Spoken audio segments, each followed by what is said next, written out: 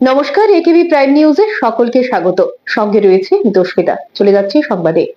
শুধু বিরোধিতা নয়, নয়া ওয়াকফ আইন এনে সংখ্যালঘুদের একটা বড় অংশের সমর্থন জুটিয়ে ফেলল মোদী সরকার। দীর্ঘদিনের দাবি পূরণ হওয়ায় মোদীর সঙ্গে সাক্ষাৎ করে তাকে ধন্যবাদ জানিয়ে এলেন দাউদি বোহরা সম্প্রদায়ের মানুষজন। তাদের দাবি, দীর্ঘদিন ধরেই ওয়াকফে সরকারের নিয়ন্ত্রণ চেয়ে আইন আনার দাবি জানাচ্ছিলেন তারা। প্রধানমন্ত্রী তাদের কথা শুনেন এবং এই পরিপ্রেক্ষিতে এই সম্পর্ক তার চিন্তাধারা ব্যক্ত করেন। একদিকে যখন দেশের বিভিন্ন জায়গায় ওয়াকফ আইন পাশ নিয়ে বিভিন্ন প্রতিবাদ, বিভিন্ন অনাকাঙ্ক্ষিত ঘটনা, বাকবিতণ্ডা, সুপ্রিম কোর্টে মামলা ইত্যাদি চলছে, এই পরিপ্রেক্ষিতে দীর্ঘদিনের দাবি পূরণ হওয়ায় মোদীর সঙ্গে সাক্ষাৎ করে তাকে ধন্যবাদ জানিয়ে এলেন দাউদি বোহরা সম্প্রদায়ের মানুষজন। তাদের দাবি, দীর্ঘদিন ধরেই ওয়াকফের সরকারি নিয়ন্ত্রণ চেয়ে আইন আনার দাবি জানাচ্ছিল তারা। প্রসঙ্গত জানা যায়, ভারতীয় মুসলিমদের মধ্যেও এই দাউদি বোহরারা সংখ্যালঘু। মূলত পশ্চিম ভারতের বাসিন্দা এই বোহরারা রয়েছে বিশ্বের 40টি দেশে। আলদাই আল মুলতাক নামে ধর্মগুরুর আদর্শ মেনে চলে মুসলিমদের এই সম্প্রদায়। তাদের দীর্ঘদিনের দাবি পূরণ হয়েছে ওয়াকফ আইন আসায়। সেজন্য দাউদি বোহরা সম্প্রদায়ের ধর্মগুরুরা দল বেঁধে প্রধানমন্ত্রী নরেন্দ্র মোদীর সঙ্গে দেখা করে তাকে ধন্যবাদও জানিয়েছেন। प्रिवी काउंसिल ने ये एक्ट इनेक्ट किया माइनॉरिटी के प्रोटेक्शन के लिए, लेकिन साहब आपने ये एक्ट इनेक्ट किया सिर्फ माइनॉरिटी के प्रोटेक्शन के लिए नहीं, बल्कि माइनॉरिटी विद इन माइनॉरिटी के लिए। तो ये उस दिशा में साहब बहुत ही बड़ा स्टेप है। It is indeed a very strong step for the way forward. Thank you very much for it sir. In India, we have always found fertile ground, a land that has welcomed our work, recognized our values, and allowed our identity to flourish. Pradhan Mantri ji, under your leadership, we distinctly feel this spirit of inclusion. The recent amendment to the Waqf legislation, in which the Dawoodi Bohra community was formally recognized for the first time in independent India's 75-year history, may have been a brief mention, but to us it was profound. It affirmed something that we have always believed. We belong to India. We belong here. It is in this spirit that we proudly say, Hindustan Hamaro Watan Chhe. We are inspired by your leadership, by your vision for India 2047, and by the clarity with which you speak of an India that is inclusive, confident, and globally respected. বিভিন্ন সূত্রে জানা যায়, আসলে ভারতীয় মুসলিমদের বেশিরভাগই সুন্নি। প্রায় 85% মুসলিম সুন্নি। শিয়া সম্প্রদায়ের মুসলিম রয়েছে প্রায় 13%। সে তুলনায় দাউদি বোহরারা নিতান্তই নগণ্য। স্বাভাবিকভাবেই ওয়াকফ সম্পত্তিতে যেভাবে উপকৃত হতেন না তারা। জানা যায়, এমন অনেক মুসলিম সম্প্রদায় দেশে রয়েছে যারা ওয়াকফ সম্পর্কিত ব্যাপারে প্রধানমন্ত্রীর কাছে অভিযোগ পাঠিয়েছিলেন। সেই সকল অভিযোগের পরিপ্রেক্ষিতে দীর্ঘ প্রক্রিয়া শেষে এই নতুন ওয়াকফ আইন এনে সকল অংশের মুসলিম জনগণকে ন্যায় দেবার জন্যই এই নতুন আইন বলে জানা যায়। প্রধানমন্ত্রী এ সম্পর্কে তার অভিমত ব্যক্ত করেন। था कि कितनी पीड़ा आप लोग सह रहे। एक्चुअली वक्फ का जो स्पिरिट है, आखिर ये किस चीज के लिए, किसके लिए, उसका अगर दुनिया को उत्तम से उत्तम कोई मॉडल दे पाएगा तो सैयदना साहब दे पाएंगे। लेकिन अब नई व्यवस्था में कानून के तहत तो दुनिया देखे कि भी देखिए कल तक वक्फ के नाम पर क्या हुआ और अब देखिए कैसे हो सकता है। और जब गरीब से गरीब इंसान की दुआ मिलेगी तो उसकी ताकत अनेक गुना बढ़ जाती है जी। हमारा काम है ऐसे लोगों के हाथ में अधिकार देना, ऐसे लोगों के हाथ में व्यवस्था देना। तो इसके लिए हम इतनी बड़ी लड़ाई लड़ रहे हैं। वीडो जो है, महिलाएं हैं, उनके साथ बहुत नाइंसाफी हो रही है जी। हमारी कोशिश है कि उनको कोई न्याय मिले, उनकी भविष्य की। अब कुछ परिवारों को पता नहीं होता है, संपत्ति ऐसे ही वक्त को करवा देते हैं और बैठ जाते हैं कुछ लोग।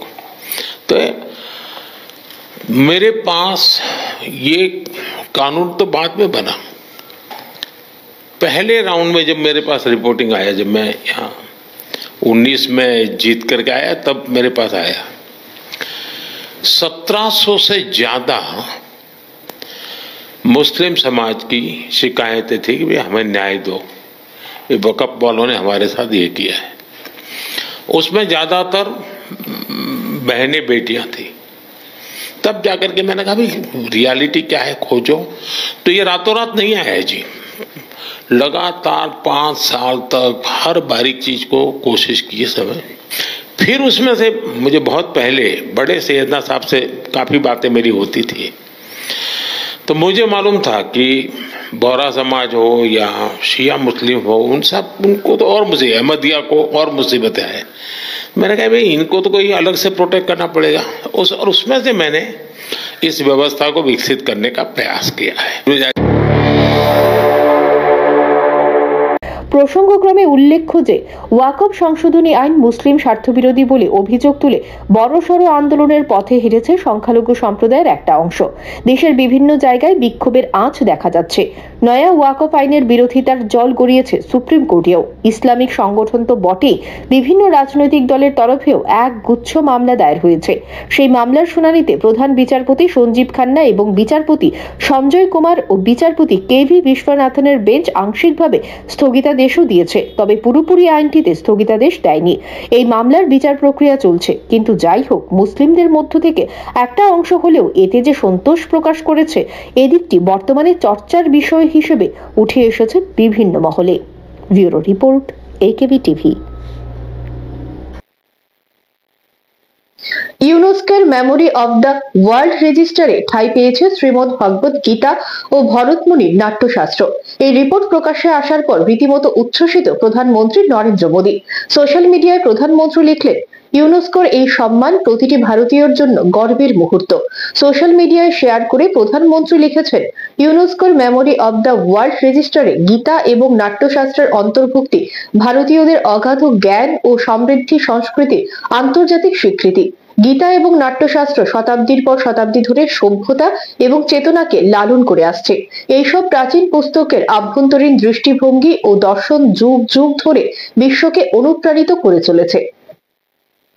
কেন্দ্রীয় গৃহমন্ত্রীর সাথে নয়াদিল্লিতে দেখা করলেন রাজ্যের মুখ্যমন্ত্রী অধ্যাপক ডক্টর মানিক সাহা। শুক্রবার তিনি সমাজ মাধ্যমে জানান যে রাজ্যের উন্নয়ন সম্পর্কিত বিভিন্ন বিষয়ে কেন্দ্রীয় স্বরাষ্ট্রমন্ত্রীর সাথে তিনি কথা বলেন। এদিন কেন্দ্রীয় স্বরাষ্ট্রমন্ত্রীর হাতে রাজ্যের কারুশিল্পীদের দ্বারা তৈরি একটি স্মারকও তুলে দেন তিনি। এখন সময় বিজ্ঞাপনের জন্য ছোট্ট একটি বিরতি, সঙ্গে থাকুন।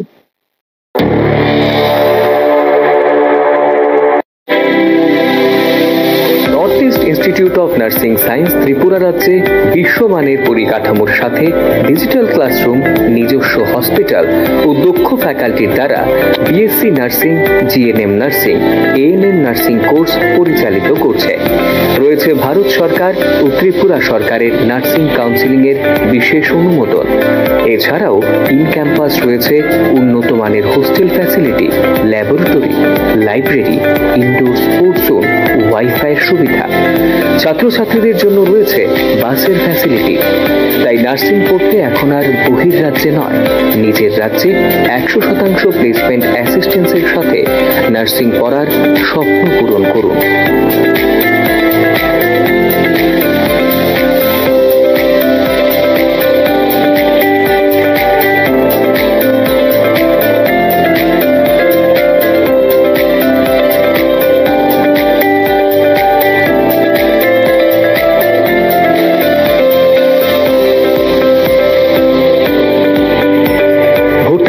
আজই যোগাযোগ করুন north east institute of nursing science, Agartala, Amtali bypass. Phone নম্বর 7085155609, 7005127202, 0381231506, 8257808056 অথবা ভিজিট করুন www.neins.ind.in, a unit of Devlook Hospital.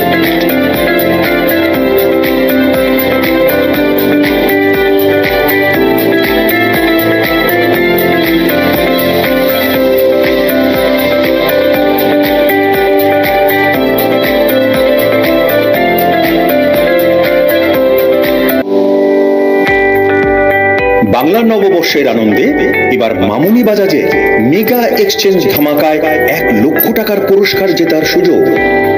হ্যাঁ, একদম ঠিক শুনছেন, আপনার জন্য 1 লক্ষ টাকার পুরস্কার জেতার সুযোগ দিচ্ছে মামুনি বাজাজ। তাহলে আপনার স্বপ্নের বাজাজ বাইকটি কিনতে সোজা চলে আসুন মামুনি বাজাজের শোরুমে। নিয়ে আসুন আপনার যে কোনো পুরনো মোটরসাইকেল অথবা স্কুটার, আর নিয়ে যান ওয়ার্ল্ড ফেমাস বাজাজ মোটরসাইকেল। এছাড়াও পাচ্ছেন 10 লিটার পেট্রোল, অ্যাক্সেসরিজ সহ হেলমেট সম্পূর্ণ বিনামূল্যে। এই আকর্ষণীয় অফারটি চলবে 30 এপ্রিল 2025 পর্যন্ত। Mamuni Bajaj, motor stand, Bishalgarh, Sepahijala, Tripura. Phone number 9612133889, 9089440011।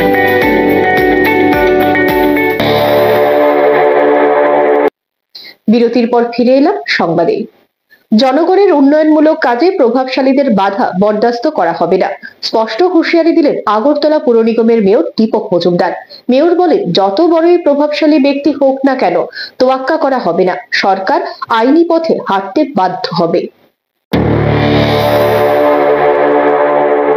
জনগণের উন্নয়নমূলক কাজে প্রভাবশালীদের বাধা বরদাস্ত করা হবে না, তারপরও বাধা দেওয়ার চেষ্টা করলে আইনি পথে হাঁটতে বাধ্য হবে নিগম। শুক্রবার আগরতলা আইজিএম চৌমুহনী থেকে ওরিয়েন্ট চৌমুহনী কভার ড্রেনের কাজ পরিদর্শনে গিয়ে এমনটাই হুঁশিয়ারি দিয়েছে আগরতলা পুর নিগমের মেয়র তথা বিধায়ক দীপক মজুমদার। এদিন তিনি বলেন, বেশ কিছুদিন ধরে আগরতলা স্মার্ট সিটির অধীনে আইজিএম চৌমুহনী থেকে ওরিয়েন্ট চৌমুহনী কভার ড্রেনের কাজ চলছে। আসলে প্রাকৃতিক দুর্যোগে জলমগ্ন শহরের জনগণকে বাঁচাতেই এই উদ্যোগ নিয়েছে নিগম, কিন্তু আশ্চর্যের বিষয় হলো সরকারি কাজে বাধা দেওয়ার চেষ্টা করা হচ্ছে। তার আরও অভিযোগ, আইজিএম চৌমুহনী থেকে ওরিয়েন্ট চৌমুহনী পর্যন্ত যে কভার নির্মাণ হচ্ছে তার মধ্যে বাধা দেওয়া হচ্ছে, ইঞ্জিনিয়ারদের কাজ করতে দেওয়া হচ্ছে না। তাই এদিন ড্রেন নির্মাণের কাজ পরিদর্শনে গিয়েছেন মেয়র সহ পশ্চিম ত্রিপুরা জেলার জেলা শাসক ডক্টর বিশাল কুমার সহ উচ্চপদস্থ আধিকারিকরা। এদিন মেয়র বলেন, কেউ যদি নিজেকে জাহির করার চেষ্টা করে সরকারি কাজে বাধা দেয়, তাহলে যত বড়ই প্রভাবশালী ব্যক্তি হোক না কেন, তাকে তোয়াক্কা করা হবে না, সরকারি আইনি পথে হাঁটতে বাধ্য হবে বলে জানান তিনি। খুব দ্রুতগতিতে, কারণ সামনে বর্ষা, আমরা আমাদের টার্গেট এই এপ্রিল মের মধ্যে সবগুলি কাজ সম্পূর্ণ করা। এক্ষেত্রে কিছু কিছু জায়গা দেখি প্রভাবশালী ব্যক্তিরা বাধা দিচ্ছেন তাদের নিজের স্বার্থে। বিশেষ করে আমার ভাবতে অবাক লাগে যে এটা যে প্রাক্তন মুখ্যমন্ত্রী সমীর রঞ্জন বর্মন মহোদয় আমাদের যখন এখানে কাজ করছেন ইঞ্জিনিয়ার, ওদেরকে বাধা দিচ্ছেন আর করতে দেবেন। আমি বুঝি না কোন আইনে উনি বাধা দিচ্ছেন। আমাদের যে টার্গেট স্মার্ট সিটি লিমিটেড এবং পৌর নিগমের, আমরা কিন্তু কাজটা করব, সে যত প্রভাবশালী হোক আটকাতে পারবে না। আমি বলে দিয়েছি, আমাদের এখানে কমিশনার সাহেব, বিএম সাহেব তিনি আছেন, ডক্টর বিশালজি আছেন, আমাদের ইঞ্জিনিয়াররা আছেন, আমাদের যারা এদের সঙ্গে যুক্ত আধিকারিকরা আছেন। আমরা বলে দিয়েছি যে এটা থেকে আজ থেকে কাজ শুরু করে কোথাও যদি বাধা প্রাপ্ত হয় আমরা কিন্তু আইনে কাউকে ছাড়া হবে না। শহরের উন্নয়নের জন্য কারোর ব্যক্তিগত লাভালাভের জন্য শহরবাসী কষ্ট পাবে, আমরা চাইছি যে কাজ সম্পূর্ণ করার জন্য। আমি আজকে এসেছি, আমার সঙ্গে কমিশনার সাহেব আছে, আলোচনা আছে। আমরা আরও যাবো যেখানে বাধা প্রাপ্ত হবে বা ইচ্ছাকৃতভাবে বাধা দেওয়ার চেষ্টা হচ্ছে আমাদের সরকারি কাজের উন্নয়নকে স্তব্ধ করার জন্য, এটা যাতে করতে না পারে বা সম্ভব না হয়, এদিকে আমাদের লক্ষ্য দৃষ্টি আছে। আমরা প্রয়োজনে সরকারিভাবে আমরা যারা বাধা দেবে তাদের বিরুদ্ধে আইনগত ব্যবস্থা গ্রহণ করব। এদিন রামনগরে ও একটি জায়গায় অনুরূপ বাধা দেওয়া হচ্ছিল, সেখানে গিয়েও তিনি বাধাদানকারীদের জনগণের উন্নয়নে যাতে ব্যক্তিগত স্বার্থ না দেখে কাজে এগিয়ে গিয়ে সাহায্য করার জন্য বার্তা দেন। এদিন মেয়র জানায়, সামনেই বর্ষা, সেদিকে লক্ষ্য রেখে শহরের বিভিন্ন জায়গায় কভার ড্রেন নির্মাণের কাজ এপ্রিল মে মাসের মধ্যেই সম্পন্ন করার চেষ্টা করা হচ্ছে, কিন্তু কোনো কোনো জায়গায় বাধা দেওয়ার ফলে জনগণের উন্নয়নের কাজে ব্যাঘাত করছে। তাই সেদিকে লক্ষ্য রেখে এদিন সে সকল জায়গা পরিদর্শনে যান বলে তিনি সংবাদ মাধ্যমে অবগত করেন। Bureau report, AKB TV. দুদেশের যুদ্ধ থামানোর আপ্রাণ চেষ্টা চালাচ্ছিল আমেরিকা। শান্তির পথে ফিরতে শর্ত সাপেক্ষ রাজিও হয়েছিল যুযুধান দুপক্ষ, কিন্তু সেটা যে শুধু মুখের কথা তা বারবার প্রমাণ হয়েছে। আক্রমণ পাল্টা আক্রমণে একে অপরকে ঝাঁঝরা করেছে রাশিয়া ইউক্রেন। এবার খবর, দুদেশের এই যুদ্ধে আর মধ্যস্থতা করতে চায় না আমেরিকা। জানা যায় এই বিষয়ে শুক্রবার মার্কিন বিদেশ সচিব মার্কো রুবিও জানান, তারা অনেক চেষ্টা করেছিল রাশিয়া ইউক্রেন যুদ্ধ শেষ করার, কিন্তু প্রেসিডেন্ট ডোনাল্ড ট্রাম্প আর মধ্যস্থতা করতে রাজি নয়। তারা আর কয়েক সপ্তাহ দেখবে, তারপর অন্য কাজে মন দেবে। এখন যা পরিস্থিতি তাতে ওরা শান্তি চুক্তি নিয়ে আগ্রহী নয়। তারা আর সময় অপচয় করবে না। ট্রাম্প বৃথাই এতদিন শক্তি ক্ষয় করেছেন বলেও জানান তিনি। গুড ফ্রাইডে বলা হয়ে থাকে যে গলগথায় যীশু খ্রিস্টের ক্রুশবিদ্ধকরণ, মৃত্যু ও সমাধি মন্দির থেকে তার পুনরুজ্জীবনের স্মরণে এই উৎসবটি পালিত হয়। পবিত্র সপ্তাহে ইস্টার রবিবারের পূর্ববর্তী শুক্রবারে পাক্সাল ট্রিডামের অংশ হিসেবে এই উৎসব পালিত হয়। সারা বিশ্বের সাথে দেশের বিভিন্ন প্রান্তে পরম শ্রদ্ধা ভক্তি সহকারে এই গুড ফ্রাইডে পালিত হয়। এই উপলক্ষে রাজ্যের অন্যান্য জায়গার পাশাপাশি আগরতলার সুপারি বাগানস্থিত ব্যাপটিস্ট চার্চে আয়োজিত হয় বিশেষ প্রার্থনা সভার।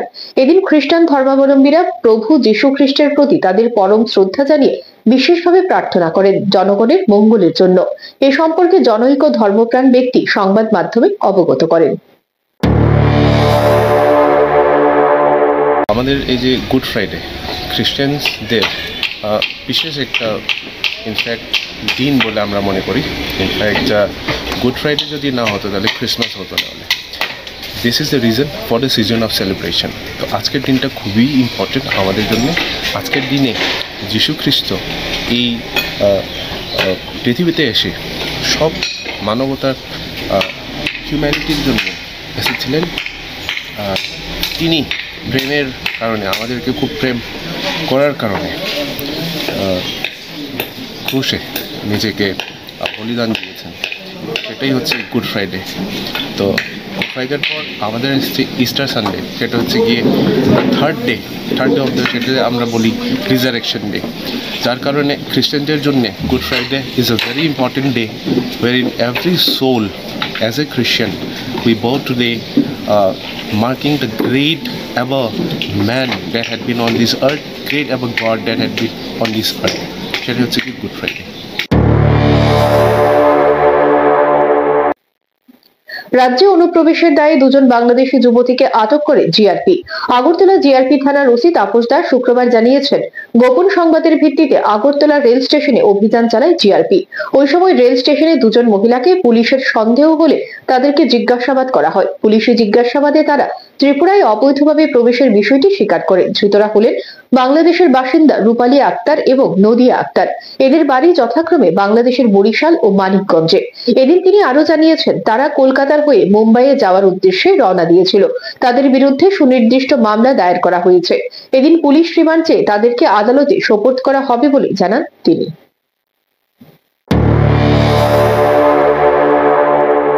স্টেশন থেকে দুজন বাংলাদেশি মহিলা নাগরিককে গ্রেপ্তার করা হয়। তো তারা অ্যাকচুয়ালি অবৈধ উপায়ে ভারতে প্রবেশ করে এবং জিজ্ঞাসায় বলে যে তারা আগরতলা রেল স্টেশন হয়ে কলকাতা হয়ে মুম্বাই যাবে, এরকম বলেছে। তো তাদের নাম জিজ্ঞেস করলে বলে একজনের নাম নদিয়া আক্তার মিম, উনি বরিশাল জেলার অন্তর্গত বাংলাদেশের, এবং আরেকজন হলেন রূপালী আক্তার, উনি মানিকগঞ্জ জেলার অন্তর্গত বাংলাদেশ। আর আমরা ওনাদের কাছ থেকে আইফোন পেয়েছি এবং কিছু ব্রুকেন স্মার্ট মোবাইল ফোনও পেয়েছি এবং কিছু ইন্ডিয়ান কারেন্সি, বাংলাদেশি কারেন্সিও পেয়েছি।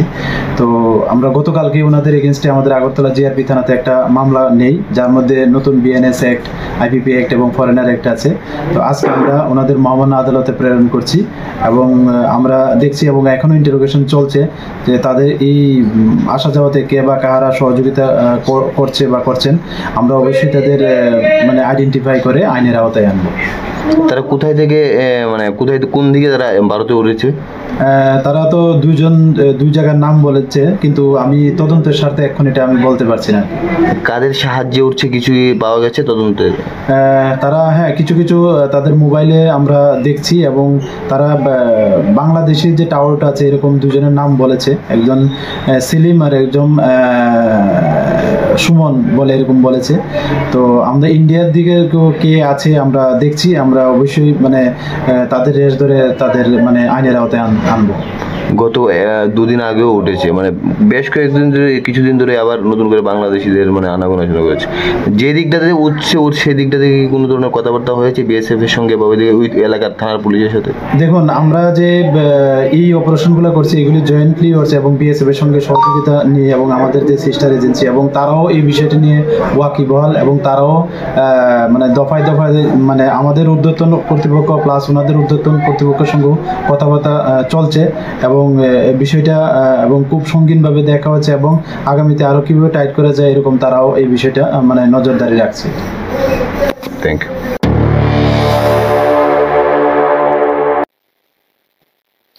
আগরতলা প্রেস ক্লাবে বৃহস্পতিবার কৃষ্টি ওয়েবের আয়োজনে অনুষ্ঠিত হয় বর্ষবরণ 1432। এই অনুষ্ঠানে এদিন সভাপতিত্ব করেন রাজ্যের বিশিষ্ট সাংস্কৃতিক ব্যক্তিত্ব কিঙ্কর নারায়ণ দত্ত, সভাপতি কৃষ্টি ওয়েব। এছাড়া বিশেষ সম্মানিত অতিথি হিসেবে উপস্থিত ছিলেন সাংবাদিক এবং সাংস্কৃতিক ব্যক্তিত্ব অমিত ভৌমিক, 7 রামনগর মণ্ডলের 19 নম্বর ওয়ার্ডের 34 নম্বর বুথের সভাপতি উৎপল আচার্য। অনুষ্ঠানের শুরুতে অতিথিদের মঞ্চে বরণ করে নেন সংস্থার পরিচালিকা সর্বাণী দাস দত্ত। এই মনোজ্ঞ বর্ষবরণ অনুষ্ঠানে এদিন রাজ্যের বিভিন্ন বিখ্যাত সাংস্কৃতিক সংস্থা যেমন অংশগ্রহণ করে, তেমনি অনেক ক্ষুদে শিল্পীরাও তাদের সাংস্কৃতিক পরিবেশনা করে উপস্থিত সকলের মন জয় করে নেয়। এই বিষয়ে এদিন সংবাদ মাধ্যমে অবগত করেন কৃষ্টি ওয়েবের পরিচালিকা সর্বাণী দাস দত্ত। সাংস্কৃতিক অনুষ্ঠানের মধ্য দিয়ে আমরা বর্ষবরণ করছি এবং এতে সামিল হয়েছে রাজ্যের বিভিন্ন সংস্থা। সেখানে সঙ্গীতানুষ্ঠান থেকে শুরু করে নৃত্যানুষ্ঠান সমস্ত কিছুই রয়েছে। ছোট থেকে বড় সবাই আমাদের এই অনুষ্ঠানে সামিল হয়েছে এবং রাজ্যের বিশিষ্ট কিছু সংস্থা সুফিয়ানা, কেতকী, নববধন এবং মূর্ছনা এবং রাজ্যের বিশিষ্ট শিল্পীরা এতে অংশ নিচ্ছে। এটাই হচ্ছে আজকের আমাদের অনুষ্ঠানের মূল কথা। আর নববর্ষে শুধু এটুকুই বলতে চাই যে সবার নতুন বছর খুব খুব ভালো কাটুক এবং আমরা যেন নতুন বছরকে খুব সুন্দরভাবে এগিয়ে নিয়ে যেতে পারি। বিদ্যুৎ খুঁটির সংস্পর্শে এসে মৃত্যু 2টি গবাদি পশুর, অল্পেতে রক্ষা পেলেন পথচারীরা। ঘটনা শুক্রবার জম্পুই জেলা আরডি ব্লকের অন্তর্গত চিকনছড়া ভিলেজের মুরারিপাড়া এলাকায়। জানা যায় বিদ্যুৎ খুঁটি থেকে বিদ্যুৎ পরিবাহিত তারে লিকেজ হয়ে বিদ্যুৎ খুঁটি শর্ট সার্কিট হয়ে যায়। আর এই বিদ্যুৎ খুঁটির সংস্পর্শে এসে মৃত্যু হয় হাবিল মিয়া এবং সাফিয়া খাতুনের 2টি গবাদি পশু। এলাকাবাসীরা দেখতে পেয়ে সঙ্গে সঙ্গে বিশ্রামগঞ্জ ইলেকট্রিক অফিসে খবর দিলে তারা বিদ্যুৎ সংযোগ ছিন্ন করে দেয়। খবর পেয়ে ছুটে আসে স্থানীয় পুলিশ প্রশাসন।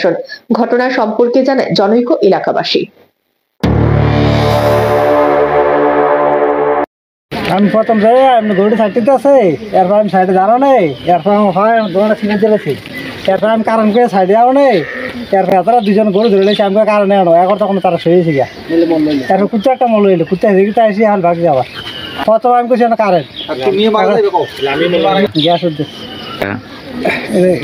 মন খারাপ। শান্তির বাজার শহরকে পরিষ্কার পরিচ্ছন্ন রাখতে বিশেষ উদ্যোগ গ্রহণ করলো শান্তির বাজার পুর পরিষদ।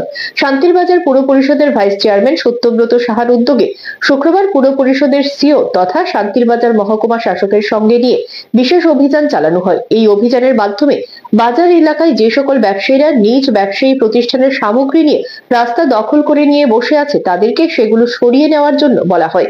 শান্তির বাজার শহরের প্রাণকেন্দ্রে জাতীয় সড়কে যে সকল যানবাহন দাঁড়িয়ে রাখা হয় তাদেরকে সতর্ক করা হয়। এছাড়া বর্ষাকালে শহর এলাকার জল কিভাবে নিষ্কাশন করা যায় তা নিয়ে আলোচনা করা হয়।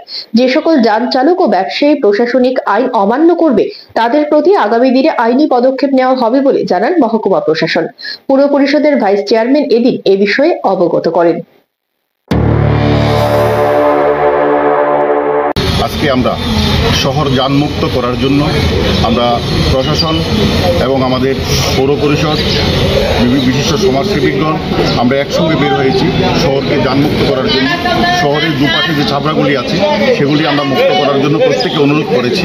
সবাই কথা দিয়েছে একদিনের মধ্যে তাদের যে সকল অবৈধ ছাবড়াগুলি আছে সেগুলি তারা সরিয়ে নেবে এবং আমরা আমাদের সবচেয়ে একটা ব্যস্ততম রাস্তা হলো বগাফা রোড। এই রোডের ব্যবসায়ীদের সঙ্গে আমরা কথা বলেছি, তারাও আরও বলেছে যান মুক্ত করার জন্য তাদের যে মাল যে দোকানের সামনে রাখে তার ড্রেনের দুই পাশে রাখবে এবং শহরকে সুন্দর রাখার জন্য তারাও সহযোগিতা করবে। আমরা শহরবাসীকে এটুকু বলবো, শহর পরিষ্কার পরিচ্ছন্ন রাখার জন্য সবাই এগিয়ে আসুন। আমরা সবাই প্রচেষ্টায় আমরা যানজট মুক্ত একটা শহর করতে পারব।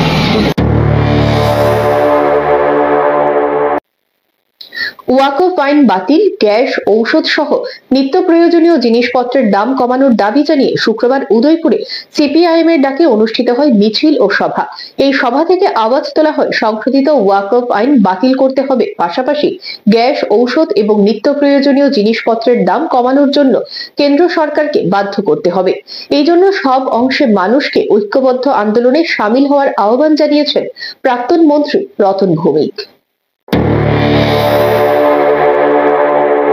বর্তমানে কেন্দ্রীয় সরকারের নয়া ওয়াকফ আইন বাতিল করার দাবিতে দেশের বিভিন্ন রাজনৈতিক দল আন্দোলন সংগঠিত করার আহ্বান জানিয়ে কর্মসূচি পালন করছেন। এরই অঙ্গ হিসেবে শুক্রবার উদয়পুর মহকুমায় সিপিআইএম এর ডাকে অনুষ্ঠিত হয় এক মিছিল। মিছিলটি জামতলা থেকে শুরু করে সেন্ট্রাল রোড, পুরাতন মোটর স্ট্যান্ড, মহাদেব দিঘির পার, নিউ টাউন রোড, থানা কর্নার হয়ে জামতলাতে এসে শেষ হয়েছে। মিছিলে আওয়াজ উঠেছে সম্প্রতি কেন্দ্রীয় সরকারের ওয়াকফ আইন বাতিল করা, গ্যাস, ঔষধ ও নিত্য প্রয়োজনীয় জিনিসের দাম কমানোর। বক্তব্য রাখতে গিয়ে সিপিআইএম কেন্দ্রীয় কমিটির সদস্য তথা প্রাক্তন মন্ত্রী রতন ভৌমিক বলেন, নয়া ওয়াকফ আইনে স্থগিতাদেশ দেওয়ার জন্য ইতিমধ্যে 73টি মামলা দায়ের করেছে সুপ্রিম কোর্ট। অবশেষে আদালত নয়া ওয়াকফ আইনে সাময়িক স্থগিতাদেশ দেয়। এই আইন বাতিলের দাবিতে দেশের বিভিন্ন জায়গায় সিপিআইএম সহ বামপন্থী সংগঠনগুলো আন্দোলন সংগঠিত করে কেন্দ্রীয় সরকারকে বার্তা দিতে চাইছে। তিনি অভিযোগ করেন, কেন্দ্রীয় সরকার গায়ের জোরে নয়া ওয়াকফ আইন সংশোধনী করে মানুষের অর্জিত অধিকার, বিশেষ করে একটি জাতি গোষ্ঠীর অধিকারকে ছিনিয়ে নেওয়ার চেষ্টা করছে। এটা কিছুতেই মেনে নেওয়া যায় না বলে তিনি উল্লেখ করেন। তিনি আরো বলেন, এই সংশোধিত ওয়াকফ আইন বাতিল করতে হবে, পাশাপাশি গ্যাস, ঔষধ ও নিত্য প্রয়োজনীয় জিনিসপত্রের দাম কমানোর জন্য কেন্দ্র সরকারকে বাধ্য করতে হবে। এই জন্য সব অংশে মানুষকে ঐক্যবদ্ধ আন্দোলনে সামিল হওয়ার আহ্বান জানিয়েছেন রতন ভৌমিক। এছাড়াও বক্তব্য রাখেন সিপিআইএম গোমতী জেলা কমিটির সম্পাদক পরিমল দেবনাথ ও ওয়াজউদ্দিন আহমেদ।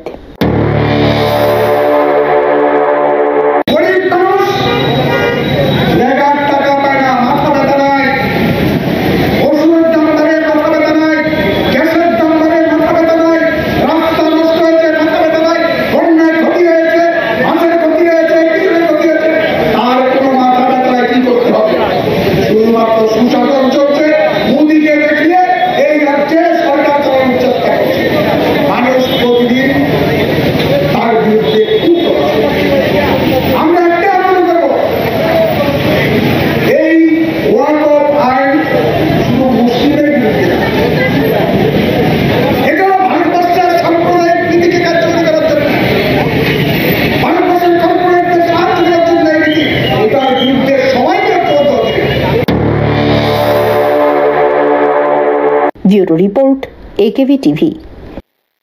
আবারও সময় বিজ্ঞাপনের জন্য ছোট্ট একটি বিরতি, সঙ্গে থাকুন।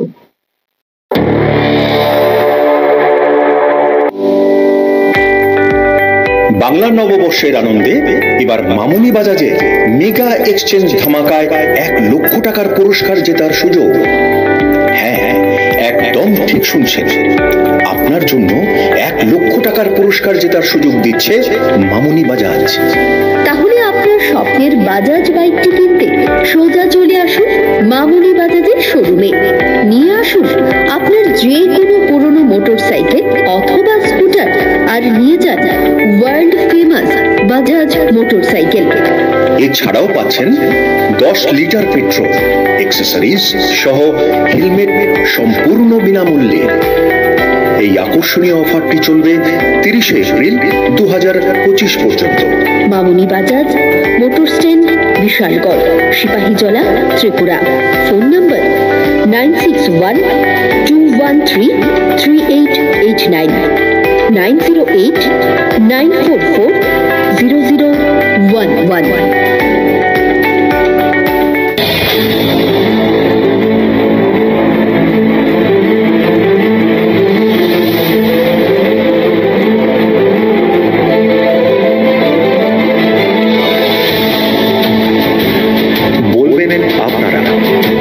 শুনবো এবং শোনাবো আমরা।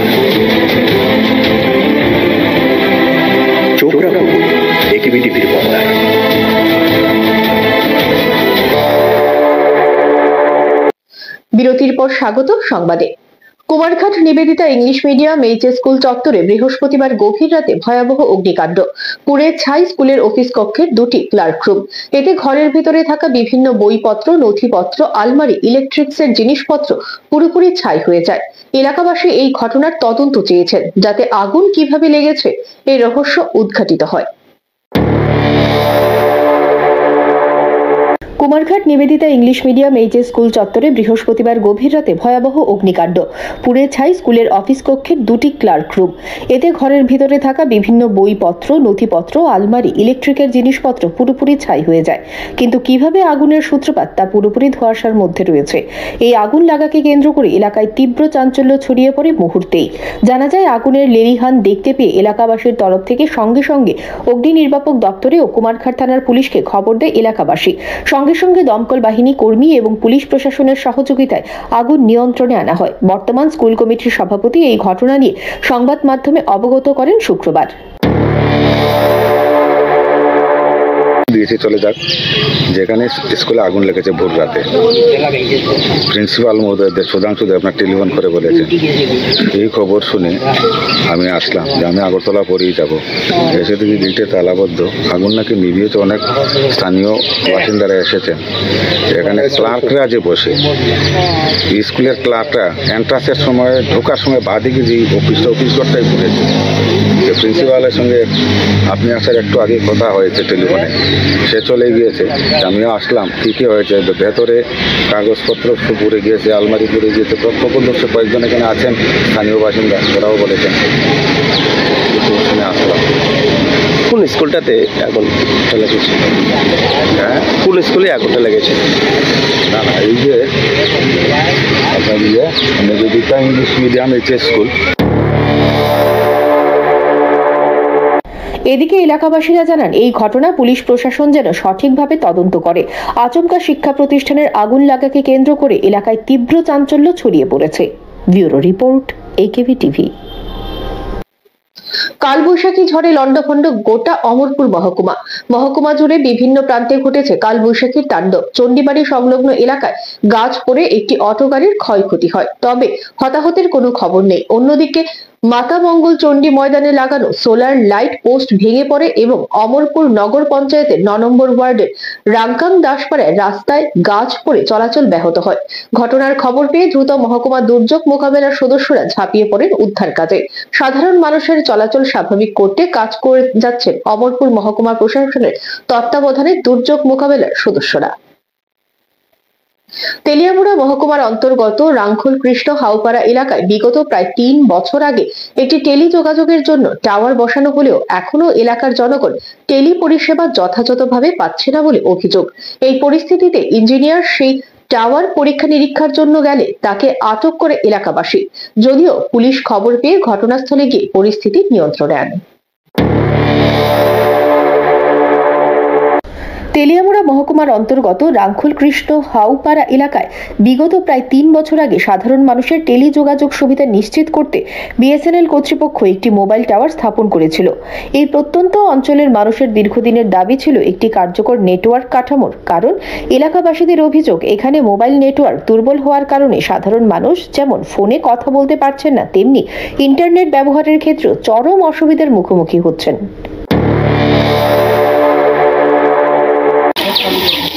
3 বছর হয়ে গেছে, তবু আজকে পর্যন্ত কিছু চালু হয়েছে না।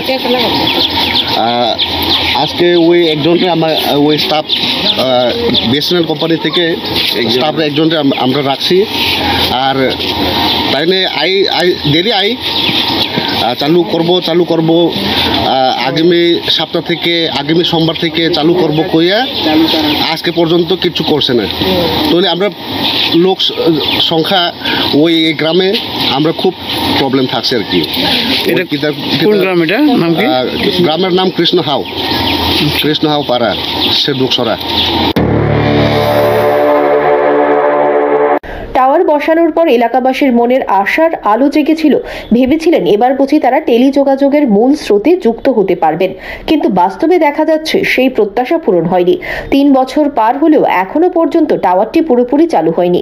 এই পরিস্থিতির মাঝে শুক্রবার বিএসএনএল এর এক ইঞ্জিনিয়ার টাওয়ার সংক্রান্ত সমস্যার পরিদর্শনে গেলে ক্ষুব্ধ স্থানীয় বাসিন্দারা তাকে আটক করে রাখেন। পরে ইঞ্জিনিয়ার জানান, প্রযুক্তিগত কিছু জটিলতার কারণেই টাওয়ারটি এখনো চালু করা সম্ভব হয়নি। টাওয়ার বসানোর পর থেকে তারা এখানে নেটওয়ার্ক, ঠিক আছে, আমি 2 দিন আগে আসলাম এখানে, তো এখানে জিও প্লাস এয়ারটেলও নেটওয়ার্ক নাই, আমি অফিসের সাথে যোগাযোগ করতে পারি না। তো আজকে চেক করানোর পরে দেখছি মানে শর্ট আউট করছে যে এই জিনিসটি খারাপ হইতে পারে, তখন তারা ইনফর্ম করা হয়েছে, তখন তারা দেখবার অফিস থেকে। ঘটনার খবর পেয়ে তৎক্ষণাৎ তেলিয়ামুড়া থানার পুলিশ ঘটনাস্থলে পৌঁছে পরিস্থিতি নিয়ন্ত্রণে আনে। এই ঘটনাকে কেন্দ্র করে গোটা এলাকায় চাঞ্চল্য ছড়িয়ে পড়েছে। ক্ষুব্ধ এলাকাবাসী দ্রুত সমস্যার স্থায়ী সমাধান ও কার্যকর নেটওয়ার্ক পরিষেবা চালুর দাবি জানিয়েছেন। Bureau report, AKB TV.